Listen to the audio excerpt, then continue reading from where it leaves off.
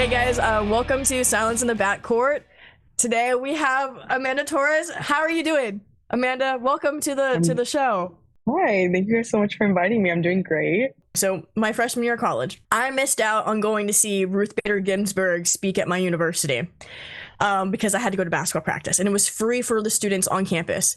She would die the next year.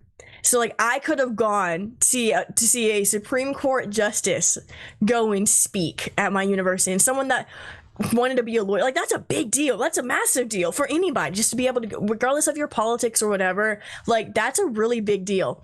I couldn't go because I had practice. My coach told me no. Right. My last year playing at my last school, Kamala Harris, she was running for president. Right. No, it was before she announced that she was running for president. So she was the VP at the time, going to speak at my university just for something. I don't know.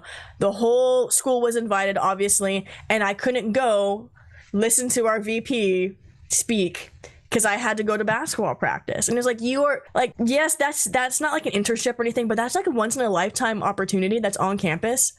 Like that's something we should be able to go to, but we're sitting here because we're only being valued as athletes, not who we are outside of athletics. So like, because we're human beings, and like certain figures or certain subjects or whatever, like we are only seen as what we can do to make money off of us. We're not seen as something outside of that, and so missing out on those major monumental life moments, like that's crazy. And telling like my friends that are narps about it, they're like, what the hell, you missed going to see a Supreme Court justice for practice? Like, and on the outside, yeah, that seems crazy, but it makes so much sense as an athlete. Okay, coach said no, I can't do anything.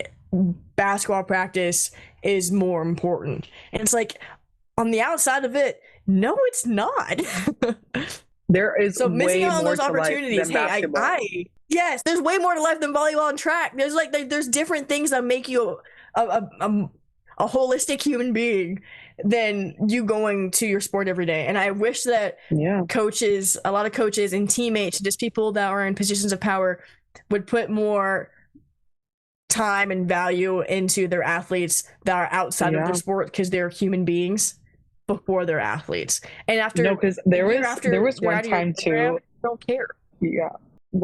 My freshman year of college, my school, like my university, we host a lot of events. It's like, oh, meet the teams or meet the lawyers or whatever for the different departments. So I distinctly remember it was fall and I was at volleyball practice, and there was literally a meet the teams where they had people from the Bears, the Cubs, the Stars, and like the different sports teams all over the Chicago area come in to like have like a panel and like for you to connect with these people and literally start building up who you know and your connections in sports, which in sports, that is literally everything. Your connections are Yes, everything. And I remember telling my coach, I networking was is like, huge. I need to go. Like, I need to be here. Our practice ran an hour after that thing started. And I was like, yo, like, you need to let me go. Like, there's no way. And he was like, no, like, we have practice. Like, you can't go. And I'm like, I just remember like being done with practice. I got to the space where they were hosting it and they were done. And I just remember going back to my dorm and just crying because as a freshman, I was so frustrated. It was my first opportunity to put myself out there, and I was putting myself out there early. Like I wanted to be there. And I just remember being so frustrated because these are also big names, like, you know, the Bears, the Cubs, like these are really big teams Yeah, that like I really, really wanted to get to know. Specifically, like I really like I was just so frustrated because I was like, you don't understand. Like, your job is to be a volleyball coach. That is what you want to dedicate your life to. I don't want to be a coach. I don't want to sit here for the rest of my life and coach other people. Like, that's not what I want to do. I don't want to be a volleyball player for the rest of my life because I know I can't be. But you are now putting yeah. a pause on my career and my future because I need to be at volleyball practice. And like, as an athlete, like you put so much weight on that. Like you dedicate so much of your life to it that you're like, okay, yeah, like my coach said no, like I have practice, like you said, like you don't think that there's anything else. But 100%. Like, there's more to life than what your sport is. And once again, once you're done in college, no one's going to give a damn that you were an athlete. No one. Literally no one. I mean, okay, one thing I'll push back on, I think they care, like, when it comes to, like, the amount of sacrifice, because people recognize, okay, because like people that were in college recognize, okay, student athlete, that is like your full-time job. I mean, they can understand that little bit of that aspect, right? Like, one goes to sports games, they realize, okay, well, they're in practice a lot, whatever. I can understand that. But like, those are lifelong opportunities that you're messing with, and you're letting somebody else take that from me because I missed out because of practice. Like,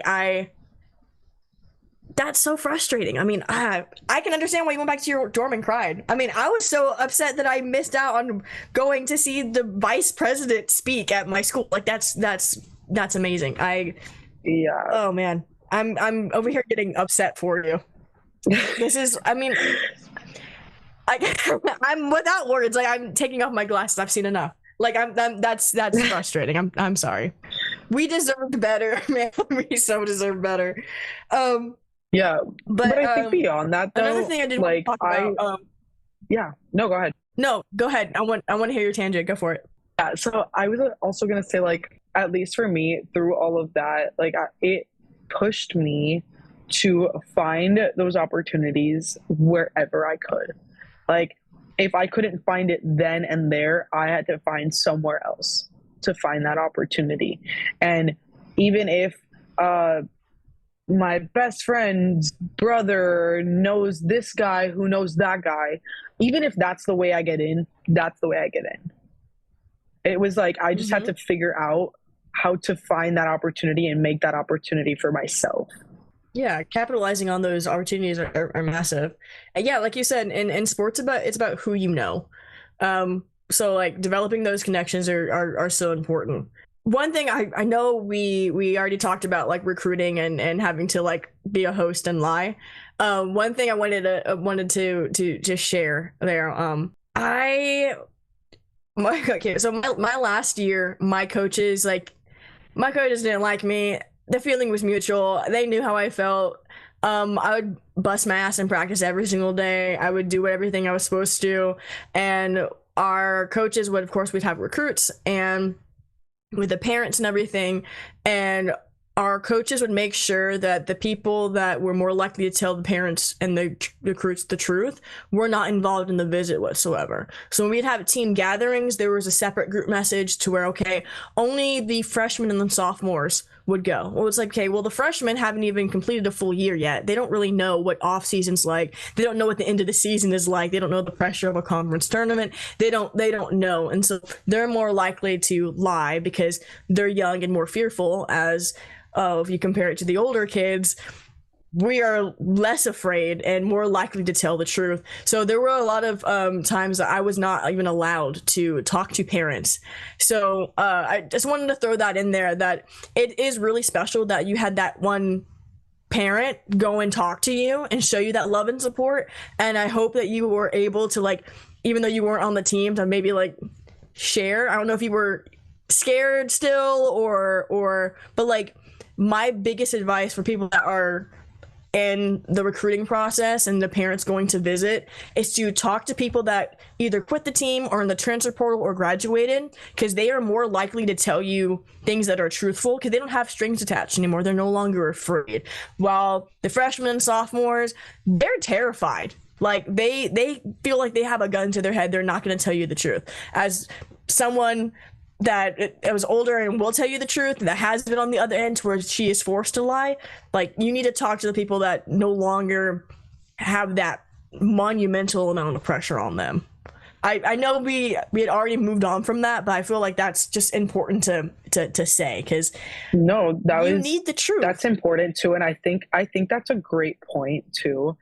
Specifically, like, people who have quit or left or are transferring, 100%, like, they don't have anything tying them to the program anymore. So realistically, they don't actually care about what they have to say. They're just going to say whatever it is that's on their mind, and they're going to be as truthful as possible. And at least for me, in that time period when I was talking to that parent, I didn't really say anything. I just said like it wasn't for me and that was it, because it wasn't for me and that was it. And her daughter is actually still on the team to this day. And you know what? Some people find, I actually posted a video that was like, for some people, a program can be a dream, and for other people, that same program can be a nightmare. For some people, they can handle being on that team, and I couldn't, and that's fine. That is normal, and that's fine. If you want to continue playing, I'm not going to make it my problem that you want to continue playing. Right. My problem was my problem. I decided to remove myself. That was me. But if you want to continue playing, that is your prerogative, and I have no problem with that. And that's why in like that case, I always tell everybody, I'm like, it wasn't for me. The team dynamic, the culture, just the way that things were run, that was not for me. And I'll tell them, I'm like, I just felt like I was yelling into a void and nobody was hearing me. I will stay true to that. I do. But there was also a lot of things that I could have done differently. I could have gone to my ADs. I could have gone to literally anyone to talk about this, and I never did. And that's also something that like I look back on, and it's like I had a lot of resources that I didn't actually use, that like if had I used them, things probably could have gone differently. And see, you would hope. See, I unfortunately in my case, like in my last school, we went and we reported our coaching staff at least 6 times. I know I was up talking to our Title IX coordinator at least 3 times, and I had many other teammates go and report about the same issues. And you know, there are a lot of times that institutions feel like they have to protect their own investment, and even though the student athletes are investments too, they coaches contract payouts are more than scholarships, and athletes are kind of viewed as disposable and dispensable, like easily replaceable kind of things. And a coach whose $2 million contract is worth more than their scholarship, that's harder to replace. So I mean, there's a whole lot of factors to that. I really hope that if you 100%. Did go and talk to somebody, you would have gotten help. But unfortunately, a lot of the time, like that's not the case, and it wasn't in the case for me. Which is another thing. Like, and people should know that. That's the sad reality. I think it definitely depends. I think it's definitely too like situational and like a case by case basis, depending on what university, what school. Because obviously, there are some universities that care way more about the way that they look than the actual mental health and well-being of their athletes, and that's unfortunate, but it's a very true thing. Versus there are other universities that actually don't care about the way they look. They care more about retention and like keeping their athletes exactly where they are. And I think specifically, like I know every single person that walks through the athletic department at my school. I'm literally going there for graduate school, and I'm going to be working in the athletic department during graduate school. So it's like, there are so many resources that I know I didn't use that I could have. And I can say like in full confidence, like I could have told so many people, and I never did out of fear. And now like afterwards, it's like, okay, like there's an if there, like if I did it, but like at this point you already did it. It's already passed, and like you can't look back at that. But it's nice to know, like now I feel comfortable. I'm like, if that ever arose in a different situation with somebody else, I would be able to direct them in a way I didn't have direction. Right. And I feel like someone that was in your previous position, they now could go to someone like you, and you would be able to give them good guidance. And like you said, direct them to somebody else. Like you are now the trusted adult you kind of hoped you would have had, but were might have been too scared to like go and use that resource. Like you are now the resource that you kind of wanted, you know, that you didn't know you had. That's the word. There you go. Phrase. So like that, and it's really easy to say these things in hindsight, but like we know a whole lot more now, and I feel like we're better for. I mean, you had opposite sides of the spectrum back and forth, and so I know Elmhurst has a great program over there at track and field, and now they're even better now that they have you having the experience that you had. Like I feel like because of your experience, you're way more well-rounded than you would have been elsewhere. And yeah, we both deserved a better college experience, but I feel like your whole program now, a whole athletic department is better having you there going through what you did. Yeah, I'm actually really Yeah. excited too. Like, as I mentioned, I'm actually going back to Elmhurst for graduate school. That's where I'm getting my MBA. And for me, I'm essentially Hmm. going back on scholarship because I'm going to be working as an athletic administration graduate assistant with them, and they're covering my grad school. And I'm really That's excited great. because I get to be around the same people that I've been around for 4 years, be around the same coaches that I've gotten to know around the 4 years because I worked in the athletic department as an undergrad. And I'm just like really, really excited to be able to just kind of be there for like the students in a way that like I didn't feel like I had. Yeah. Now that's great. I feel like you're going in with a really great mindset. I feel like you're going to help a whole lot of people. Another thing I want to transition to. So like if you had advice to give someone that is a high school athlete wanting to play on the next level, what advice would you give them to prepare them for college sports? Oh wow. Okay. That's a really great question. Let me think for a Sorry, I sec. put you on the spot there. No, no, no, all No, good. That's you're kind of fine. You're fine. your You're job. fine. So if I was giving an 18-year-old athlete any advice, I would say just like trust your gut. I think that there's a lot of people that like they go somewhere because of like money or they go somewhere because of like just X amount of factors. And I think for me, I don't know, for me, I take a lot of guidance out of like signs. Like, I don't know why. I'm very much like a sign person. Like, there's just something that needs to lead me there. And I remember when I visited Uh-huh. Elmhurst, I remember like this is a university that's halfway across the country from my hometown in a completely different environment, literally, because I'm from Florida and I was going to Illinois. And I visited in the peak of January. It had just snowed the day I went in. And Cold. and I just remember leaving there, and there was, weirdly enough, two different streets with the exact names of two of my high school teachers. And I was like, and they're not like normal names. And I just remember being like, Uh-huh. Mom, like, these are two of my Whoa. teachers' names as like street names. And I just thought it was so cool because I'm like, you don't see that everywhere. But it was two signs Right. where, which mind you, like for me, I just remember feeling so comfortable on my visit.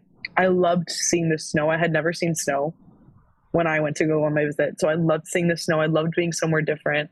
I loved the campus. I thought the campus was so cute and so my vibe. And like the people I had met on the team were really great. At the time, the team was going through like a transition in coaches, which is like the coach that like I was shouting into a void to was just getting hired. Um, so I was kind of Okay. getting recruited in like a weird transition, but I just remember so oddly comfortable there. Like it felt like home. And I just remember leaving there and being like, Mom, I want to come here. And that was something I hadn't felt with like any other school. Like I had visited probably about 10 schools, not for like sports, just like in general. There were a couple of people that I had like gone to on Hmm. recruiting visits, but other places that like I just gone to because I had applied and I wanted to see if I had liked the school. And I just remember the day after I left Elmhurst, I went and visited a different school and I was just like, yeah, I hate this place. Like I don't want to be here. And um I don't know, it just felt like there's just like a feeling. And I think that for me, it was trusting my gut and like trusting that like I'm making this first adult decision on my own. And I think that like high schoolers need to sit down and like realize that like you choosing your college is quite literally the first decision that you're making as an adult. Choosing where you're going to spend the next four Hmm. years, choosing if you're going to get if you're going to be on scholarship, if you're going to take loans. Like these are adult decisions that you are making freshly 18 out of high school. And I think, like, yes, of course, you need to take into account like money and financial and like where you want to be at, essentially, like in terms of like geographical places. You take all of those things into account when you do choose a college, but I think that like when you know, you know. I knew, and I feel like a lot of people know. Sometimes you choose wrong, and it's okay. But I think that that's something else too. Like, if you chose wrong, it's also okay to just like to realize, okay, I didn't choose the right place. I can go somewhere else. You know how many colleges and universities there Right. are in the United States?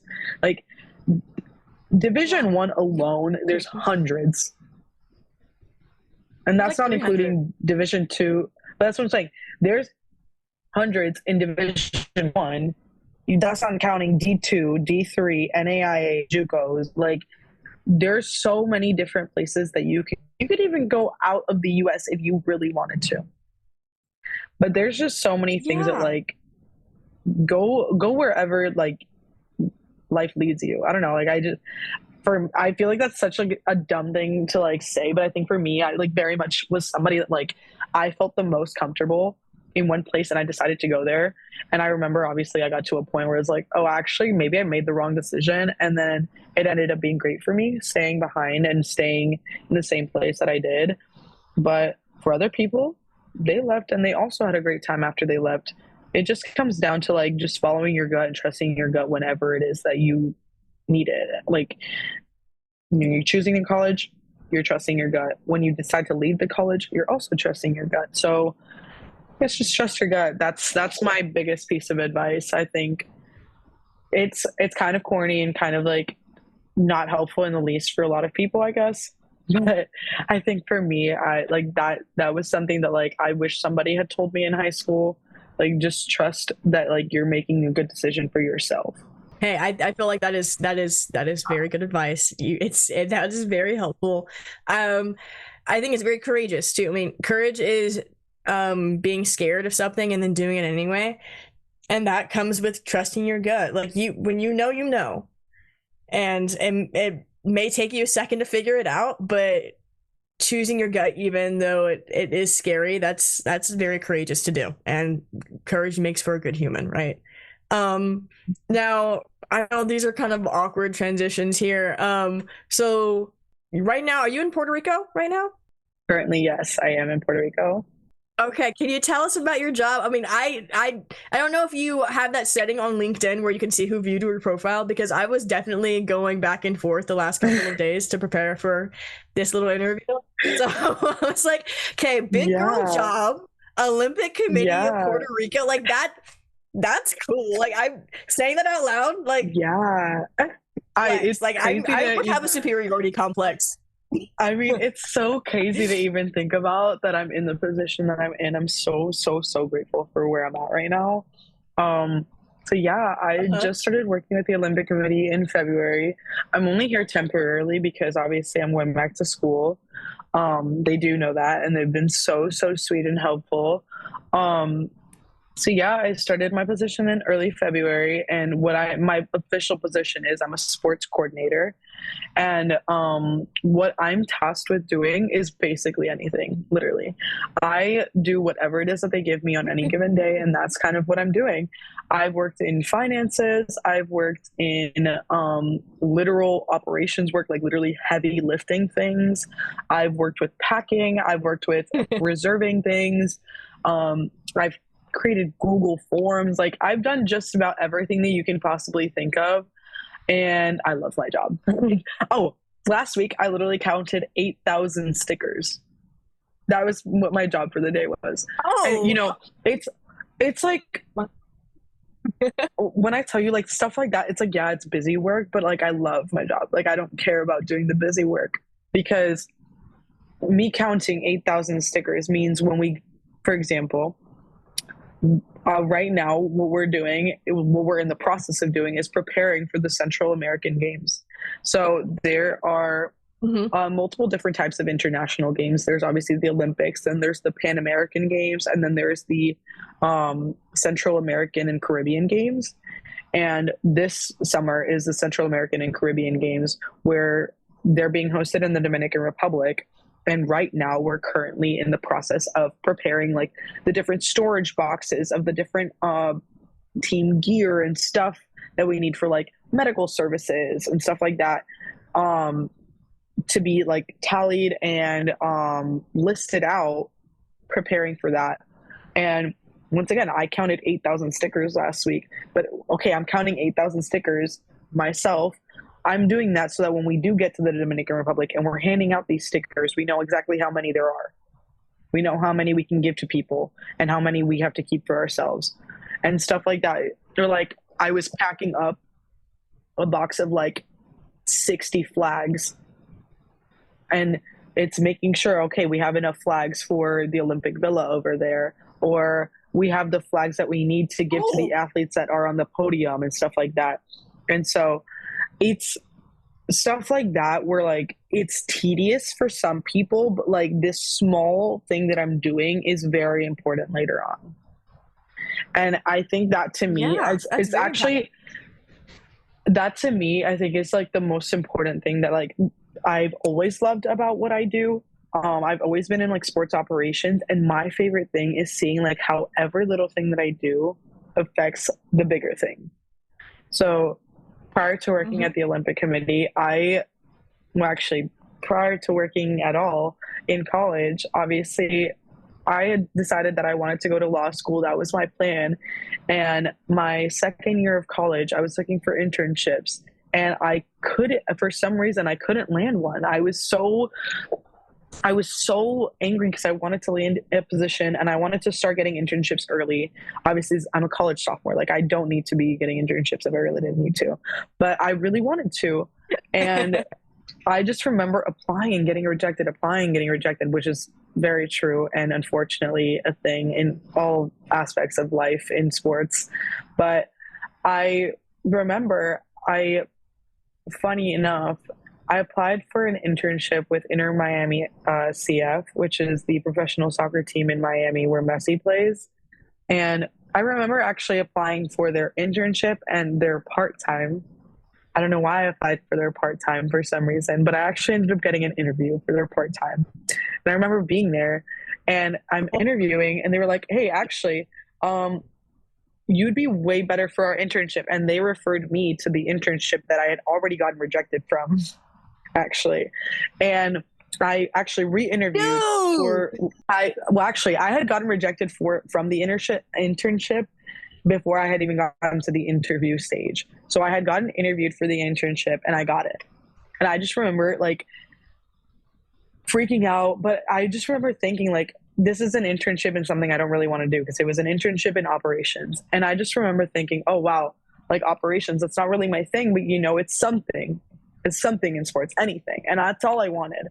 And I just remember being like, you just got to keep an open mind, have fun, and like, just soak it all in. And this is also something that I did before I had any connections on LinkedIn, before I had anything. Like my LinkedIn probably had about 10 people on it. I didn't even have a picture on my LinkedIn. And like, I had a resume that like my sister, she was a job recruiter for her company at the time. She helped me write my resume and send it out. And so for me, that was the first job that I had like gotten on my own merit. And like, I didn't have anyone else's help for it. And that internship literally changed my life. At Inter Miami, like operations does a lot. Like they do a lot. And I have a lot of respect for what the operations department there does. They are just honestly, just really great people. If I could literally recommend anyone there, I would, because I love their department. Everybody I worked with was amazing. I'm still friends with them to this day. But they do a lot of really hard work, a lot of heavy lifting, a lot of moving things, a lot of things that you wouldn't even think about unless you worked in sports. And I just remember leaving that internship and being like, oh, I want to work in operations. Screw going to law school. This is what I want to do with my life. And I got back from that internship, and it's now my junior year of college. And I get back and I immediately apply to be a guest service associate with the Chicago Stars FC. Well, at the time, the Chicago Red Stars, before they rebranded. And I got the job. And during my interview, I remember them being like, oh, you worked in operations. Do you think you want to work with our operations crew as well? And so I was actually both a guest service associate and part of the operations crew at the Stars. And I actually spent 2 seasons with them and I loved my time there. Once again, another amazing group of people, but it's a lot of work. Like, I remember going from Inter Miami to the Stars, and I'm not gonna lie, like, Inter Miami was like the creme de la creme of like soccer. And then I go to like the Chicago Stars and I'm like, wow, I'm doing work. I'm doing a lot of work actually. But I loved it.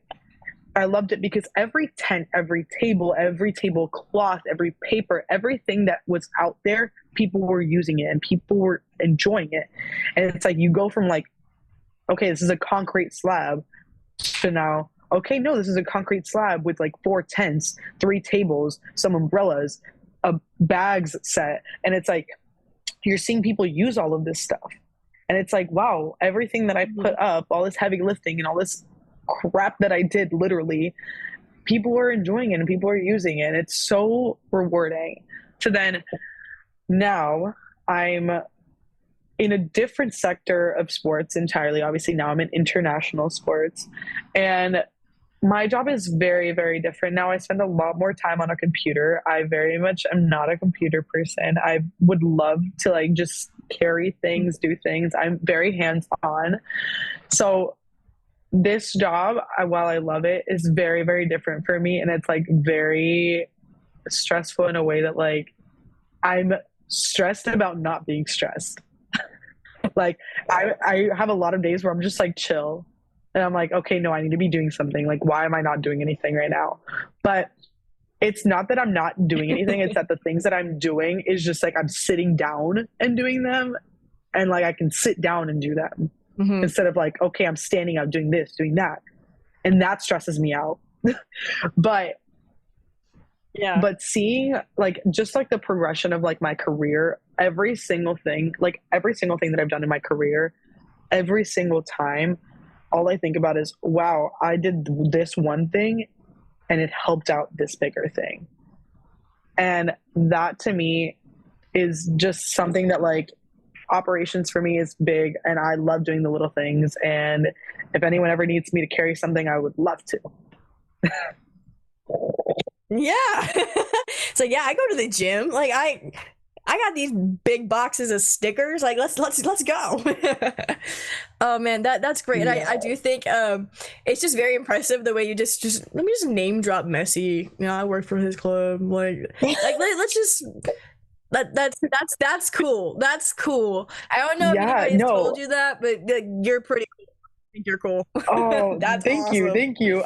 That experience was insane. Like, and it's crazy too because they'll just like be walking around. Like, it's crazy because like to everyone it's like, oh wow, that's messy, but like to you it's like, okay, I come into work and I see him every day, and it's like it like desensitizes you a little bit. And I think to be honest with you, like that specifically, that job with Inter Miami really taught me how to work in sports for real, because it went from me being like, okay, I'm working with a D3 athletics program to I'm literally working with one of the world's biggest stars.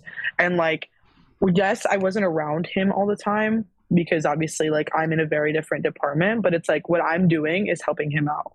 So like in turn, like, yes, yeah, I'm not interacting with him a lot, but what I'm doing is helping him.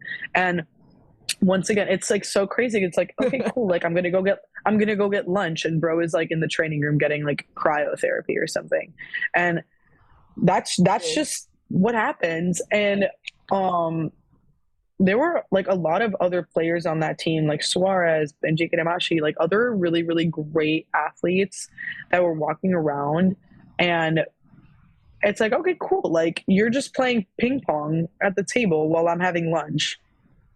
And it's like, cool. Like you're just another person. I think that like that's something that like I learned specifically during that position. It's like these athletes, yes, they're getting paid millions to be athletes, and it's amazing what they are able to do with their bodies beyond a certain point in time. Like I could never do what they do, but it's also like they're just human beings. They're just like me and you. They're getting paid to do a job, and that's what they're doing. And I think like And, a lot of the times, like, and when you're not working in sports, like, you don't actually realize that, like, these people are just like another person. They're only famous because you see them on TV. But if they weren't on TV, you wouldn't even recognize them walking mhm. down the street. Hey, and you could easily be like, hey, Messi, if you need your ankles tape, I mean, I could take my own, but I could tape yours too. Like, that's an option. You take Yeah. I still I can't get mean, over that. How do you think that's not a yeah. flex? Like, how do you, for you to be able to keep your ankle flexed and be able to do, like, tape your own ankle is nuts. I mean, I can sit here and Yeah. say, yeah, I I can make a perfect ice bag. Ooh. But over here, yeah, I'm over here just like taping my own.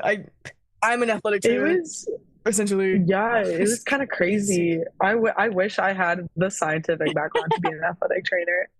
But I mean, beyond that too, like beyond working with like Inter Miami, my next job was working with the Chicago Stars.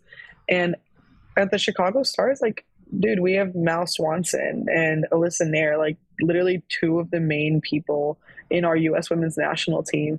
And it's like after working with Messi, man, I like here's the thing. I love women's sports. Alyssa Nair, that's my goat. Like when I tell you that is my favorite women's soccer player, and I just remember getting that job and being like, oh my Dude! gosh.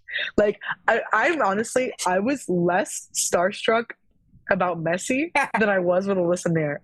I when Alyssa Nair passed in front of me one time, I was like, I just remember being so in shock and being like, oh my gosh, like that is my girl. Like that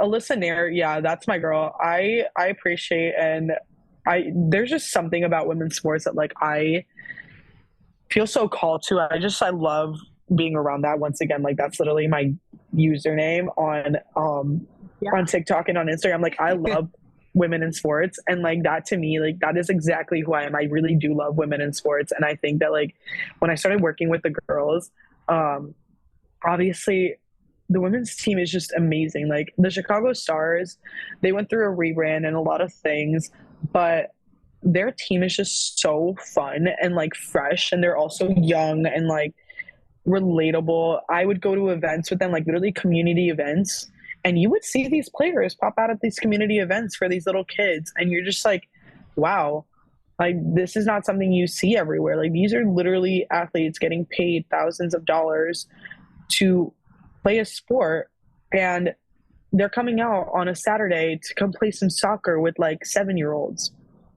And like I think that's so cool, but like it's also so cool that like I get to be around that and I get to experience that and I get to set that up for them. And now it's like Right. now I'm working with an Olympic committee, which is still to this day, like I've been working here now for 3 months and I still think it's insane to say. But it's like now I'm like I'm working with Olympians, literally. Like that's my entire job. I'm working with Olympians and perhaps like future Olympians. And it's just so crazy to think about. Like I interact with the president of an Olympic committee every day. I am flying to the Dominican Republic in a couple of weeks to go and be with the literal Olympic Committee of Puerto Rico at an international game. It's just like insane to say that to like literally anyone, and it's insane to myself because this is like this is something I really prayed for. Like I really prayed that like I would get to a point in my career that I could come to Puerto Rico and work, but like I never imagined that it would be at this level.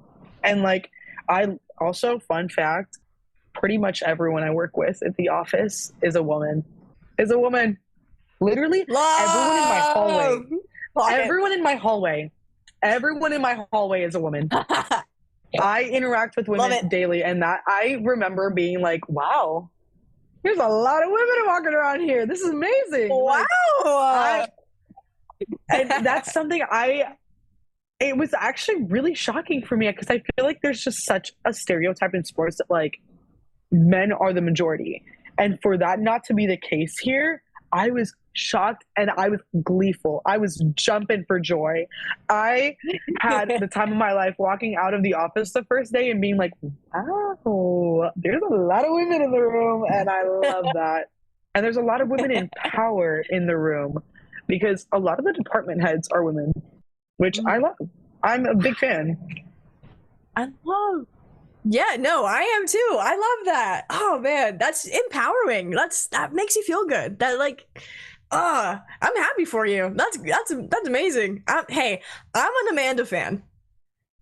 Okay, guys, we're heading into the penalty box, and for our first-time listeners, the penalty box is a submission box to where y'all send in stories. We read them, analyze them, and we talk about how situations could have been handled better, just to help future people that are in a similar situation. So Amanda is with us today, and she's going to be helping us out, and she's going to cut me off and stop me at any point where she feels that, hey, this is not cool, this is should have been handled this way, or just kind of give advice to the next person. So penalty box, let me open up the penalty box and I will get started on a story. Okay, Amanda, you ready? All good. I'm ready. Okay.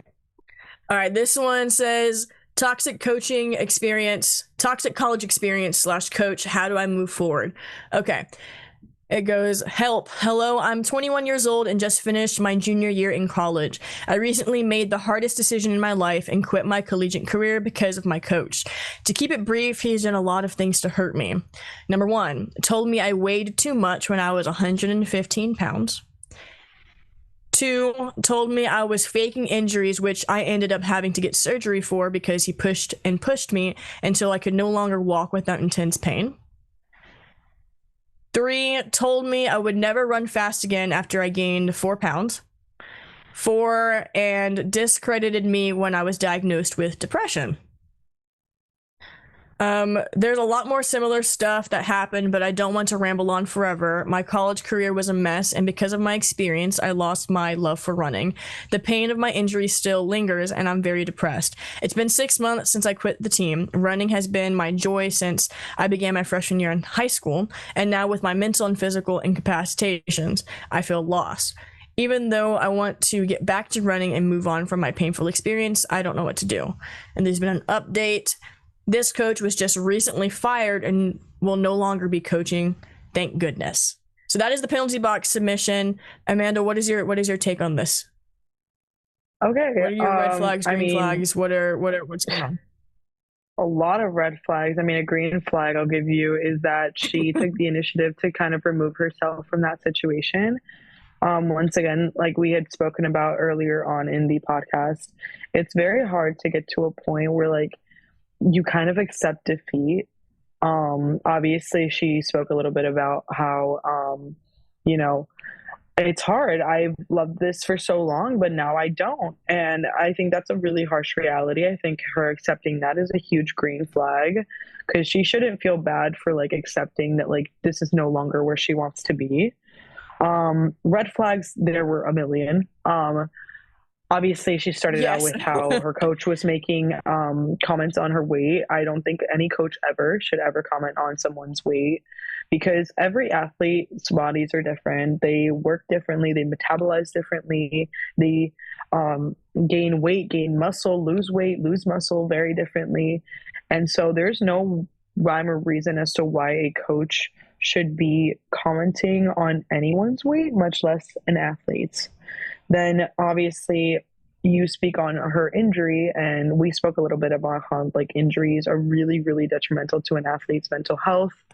And so I do think that like specifically with the injury, I myself obviously went through a little bit with that in terms of like my coach is saying you're fine, but it's not really fine. And I actually had another friend of mine who's also an athlete and ended up having to quit her sport medically because a coach didn't believe her in terms of that. So unfortunately, like that is something that is very common, and I'm very sorry that like she did end up getting injured and that it still lingers. Being injured is not fun and it's very detrimental. The fact that all of that in like factored into now her having depression and then her coach once again like piling on to the fact that her mental health is declining. I think that she has every right to feel the way that she feels. I think that being depressed is like so hard for people because sometimes like you say you're depressed and people don't actually believe you unless you're like looking upset or isolating or you look a certain way and that's why you're depressed. But sometimes literally the happiest people you know are the most depressed. So that's why I'm like, he can't judge her for feeling the way that she feels because you never actually know what's going on in that person's mind. Given the amount of factors and things that were like the amount of things that were factoring into her depression, I think she has every right to feel the way that she does. And it's very unfortunate that you get to a point of working so hard for something and it ends up being exactly the opposite of what you expect. It's very upsetting to get to that point, and I empathize with her and I feel for her because I too got to that point. I too went through depression, and I did go through an injury where my coach didn't believe that I was injured, and then there was just like a lot of things that like I really resonated with because I felt for her because I was her. And once again, I'm not, that's not to say that like her experience is invalid in the least. I actually think she has the most valid experience with everything that she said because it's hard in those situations because you don't feel like you have anyone to talk to. And I'm glad that she felt comfortable enough to go on Reddit and ask people for advice because it's very important to feel like you can find somebody that understands you. I think just moving forward, for her, there's way more to life than your sport. There's way more to life than the coach that made your life miserable. I mean, congrats that he got fired. That was probably really great news for you. That was probably really great news for you. And I think that obviously you're going to look back and feel like that was the worst moment of your life, but it's also going to be one of the most empowering moments of your life because it's going to teach you exactly who you are and where you need to be, where you feel comfortable, what your limits are. And yeah, you're going to feel the effects of this for a really long time. It's not ever going to fully leave you, but I think that you're taking the right steps in removing yourself from that situation. And I think you have so much potential to find something new to enjoy. So I think that there's a lot of good and a lot of bad in that situation. And I think, unfortunately, it's a very common situation in athletics in college. But I am proud of her for being able to remove herself from that situation when she did. Hey, that's a great take. And I hate that a lot of people have the similar experience. And believe me, I this is the first time I've read this. These are vetted by Peyton and Connor before. So whenever you said because you were her, I didn't know too much about your background and what you experienced. And so it's not like we researched this and thought, okay, Amanda's gonna resonate with this. That was not a thought, but it's sad that you did, and like we don't curate the penalty box to who our guest, right? And so it's sad that this is such a common thing that occurs. And I as think someone that was, like I was, it's a very common thing, and I think that's really sad. I obviously like you just chose a topic and you just started reading it and I really resonated with it because I was her, but I don't like realistically it's just sad that even two people can understand each other in that aspect. And the fact of the matter is two people is the minimum of the amount of people that can resonate with that. I know for a fact that there are hundreds more college athletes that can resonate with this story, and it's upsetting to know, but it's also really great, unfortunately, just because there's so many people that understand you. There are so many people that have been in your shoes, so many people that know somebody that has been in your shoes. And I think while it is unfortunate, it does give a platform for those that like want to get out of that and need to get out of that. Obviously, this specific person went to Reddit and was able to talk it out and was able to get themselves out of there. And a lot of people don't.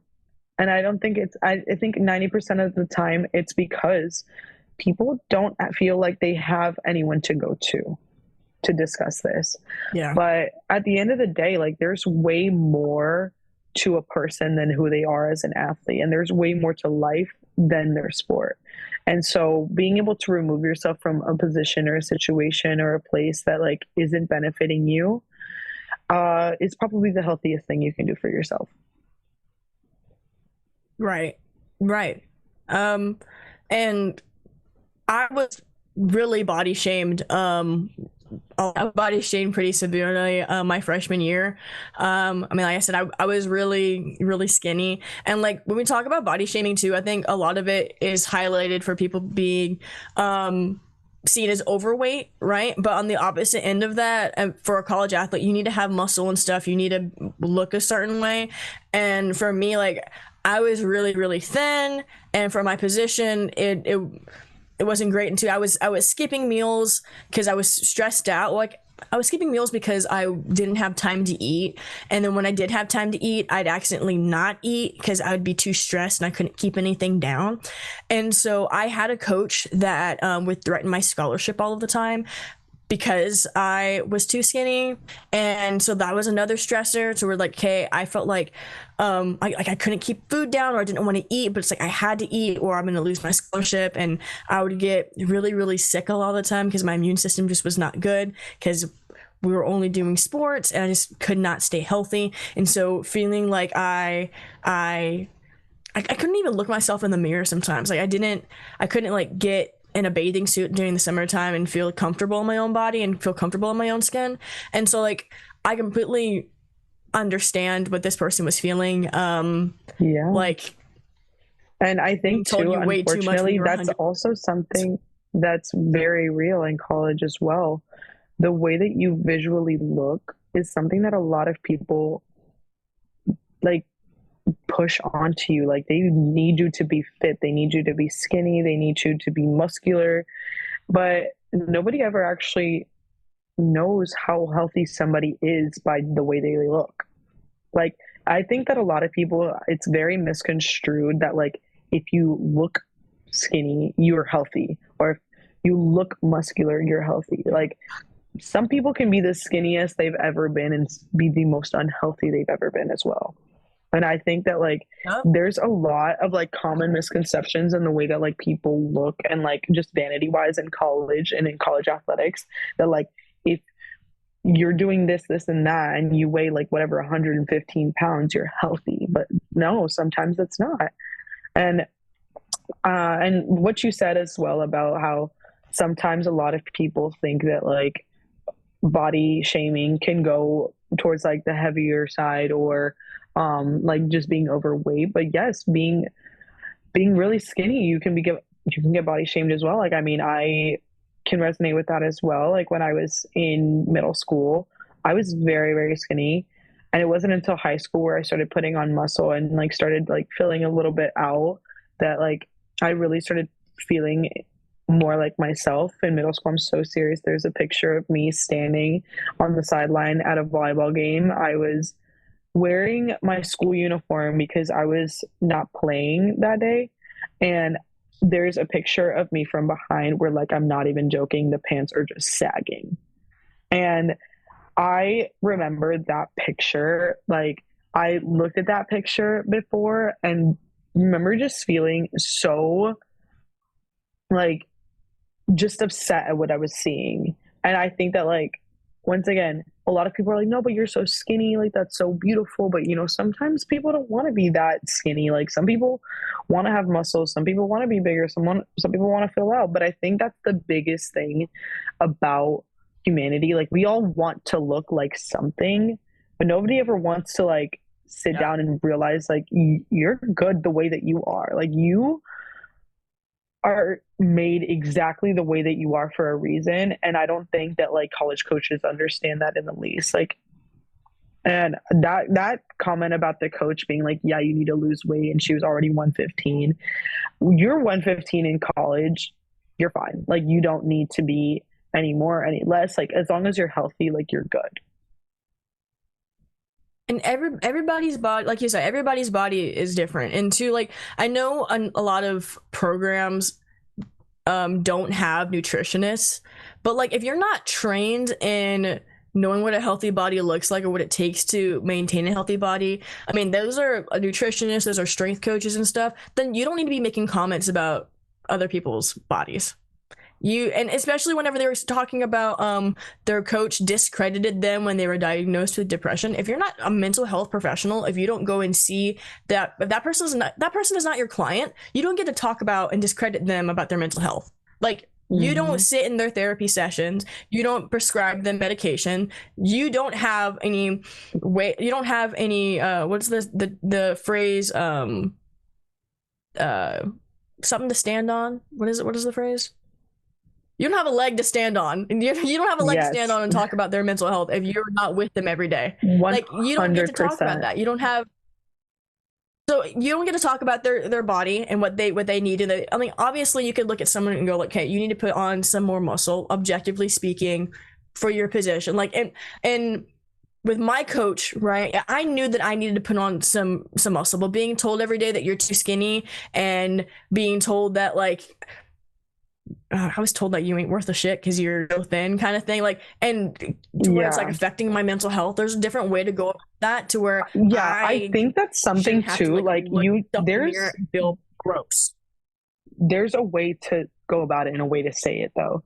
Like, for example, with this case of like the penalty box, you're telling an athlete that she needs to lose weight. Okay, why? Give me the reason why. Don't just say, oh, you need to lose weight.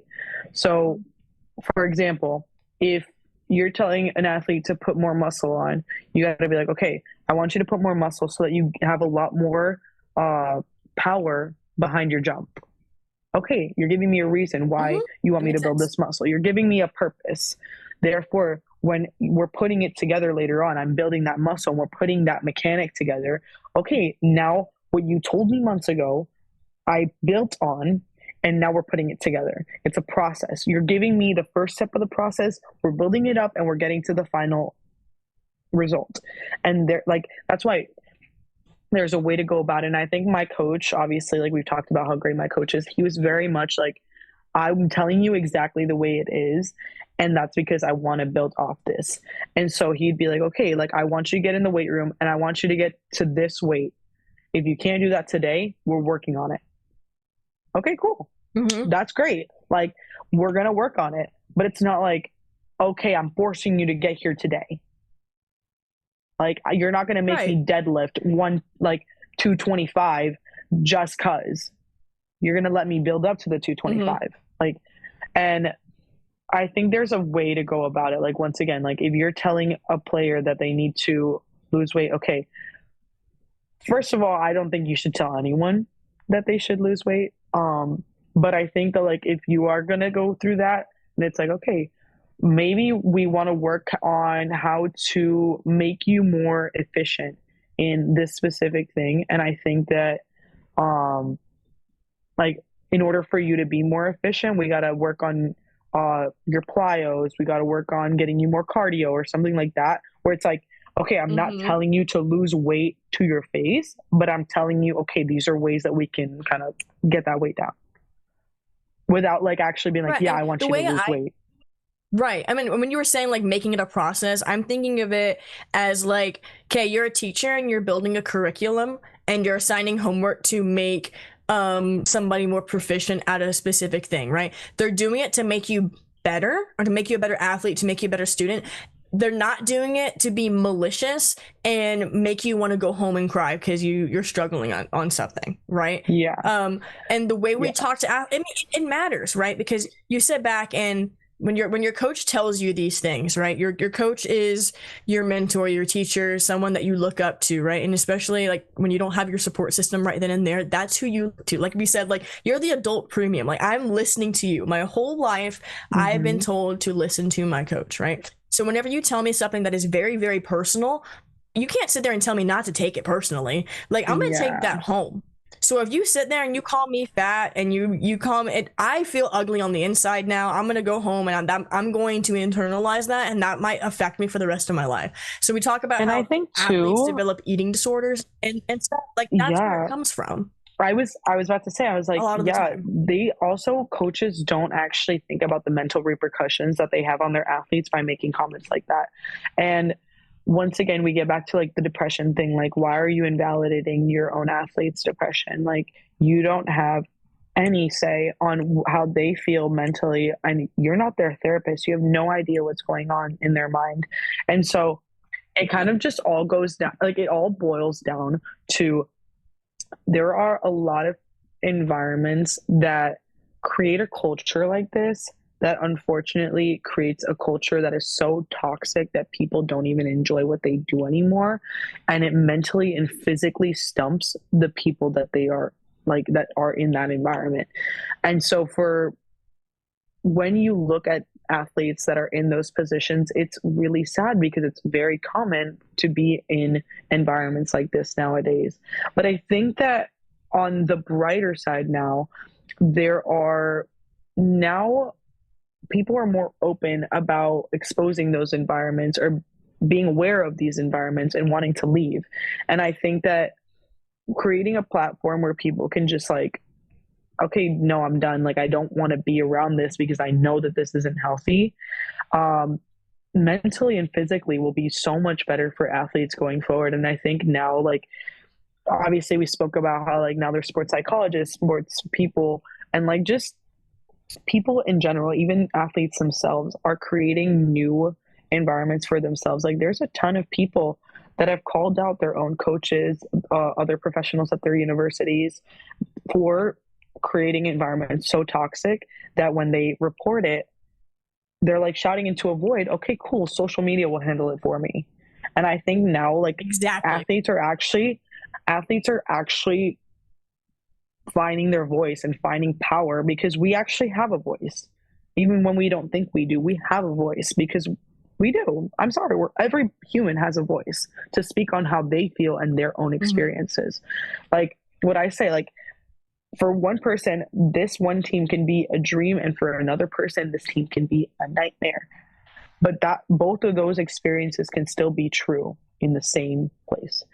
But for some people, these experiences can be genuinely horrible, and it's okay to call that out. It's okay to find the platform to do that. And I think nowadays we are more inclined to say that to everybody, and I'm grateful for that, because I think that a couple of years ago that wasn't the fact. Like, that we didn't have this environment, we weren't able to speak about this openly. Like, the fact that we're sitting here today and 90% of this podcast has been about mental health, and like how that has affected us in like our personal lives as athletes, and how we've gone through that, and now like this penalty box about this young athlete literally going through some of the worst emotional and mental hurdles of their life. Like, it, you look at that, it's so common, but it's also so great that like now things are changing and you're seeing the change. You're seeing places where you can speak about this and people are understanding it. The more we talk about it, the more we create a dialogue. I mean, it's sad that we have gotten to this point, right? But the more we talk about it, the more we can hold more people accountable. And through that accountability, we teach another generation that it's okay to speak up. And we teach another generation of coaches that certain behaviors are not going to go unchecked. And that's really, really important, especially for women. Because I think for a lot of the time, we are very used to not being believed or being taken seriously. And so that accountability is just really, really important of using our voices so we are not just doormats, right? You can't treat us however you want to treat us. We're human beings worthy of dignity and respect and basic humanity. And so the more we create these conversations, the better I think the culture of women's sports and sports in general will be. Yeah. Yeah. And I think just like in All right. general, Well, like obviously we spoke a lot about like mental health throughout. And I think that like just in general with sports and mental health can go hand to hand. And I don't think that like there's anything that goes against that. I think that a lot of people feel like we can't talk about mental health and still be an athlete? No, you 100% can. There's a lot of professional athletes that already do it, and they're opening up that space for people. Even if you're whatever 12 years old and you already feel like your mental health is getting affected by sports, talk on it, speak on it, because everything that you're feeling is valid and it's worthy of hearing. So I think that like just being able to open up that platform and being consistent on keeping that platform open for anyone is the most important part. Yes. Hey, I completely agree. And I know I said earlier that like mental health not mixing with sports culture, like I do think mental health doesn't mix with sports culture, but the current state of sports culture. I think Simone Biles has definitely opened up that window of like it's okay to talk about it because we are human beings. But like I said, 5 years ago, that wasn't a thing, right? And a lot of this old school teaching and stuff, like these athletes are so soft, or like you're just, you have to be a robot, feelings are second, team first kind of thing. Like that's the kind of era I'm talking about. And I feel like that era is still prevalent today. I think slowly it's phasing out, but I still think the majority of sports culture it antagonizes mental health, and it's something that we're trying to grow out of as more dialogue is created and spread.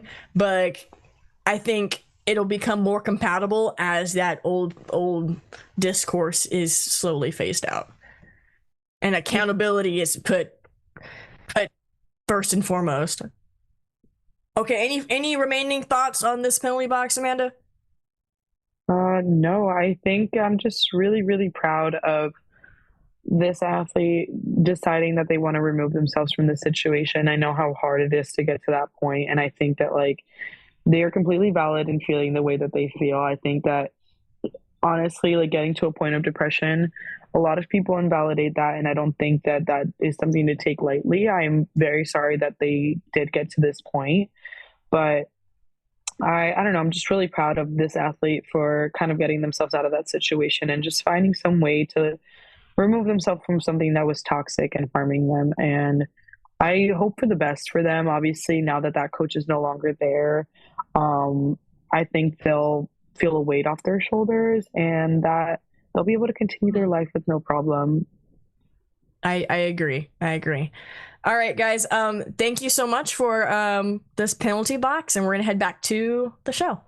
Final thing that we're going to talk about is No Solo. Our podcast, Silence in the Backcourt, is partnered with No Solo. No Solo is a wonderful mental health advocacy brand, and No Solo is really great, and they have given us a special promo code. So if you go on No Solo and you type in the promo code Backcourt, you'll get 20% off your order. But No Solo is great too because it sends 20% of their proceeds to the No Solo Give Back Foundation, which funds mental health initiatives globally. So we absolutely adore No Solo, and Amanda, we would like to send you home with some No Solo stuff. So after the episode, if you want to text me your information, we will love to send you some stuff to say thank you about being on our podcast. Mental health is such a huge thing, and we love that you are a part of our crew today, and we think you're great. Obviously, I've told you many times on this episode, I think you're really cool. Nusa, I think you're really cool wearing their gear. So please send me your information because we loved having you. Oh, thank you guys. I appreciate that. And thank you, No Solo. Last but not least, guys, Amanda's gonna plug her social media, so y'all can go ahead and give her a follow. She's an amazing individual, and you need to follow her right now. Okay, go ahead, Amanda. Yeah, so both of my social medias on TikTok and on Instagram is I Love Women in Sports, exactly like that. Both of my personal accounts on both are linked in the bio, and obviously if you guys want to connect with me on LinkedIn, my LinkedIn is Amanda Torres Mirabal. So please follow me on anything and everything, and if you want to chat with me. I love to talk to everybody, so be a friend, don't be a stranger. Awesome. Okay, guys, well, that's gonna conclude our episode. Amanda, thank you so much for being on, and for anybody listening, please know that you are more than enough always. I'll see y'all later.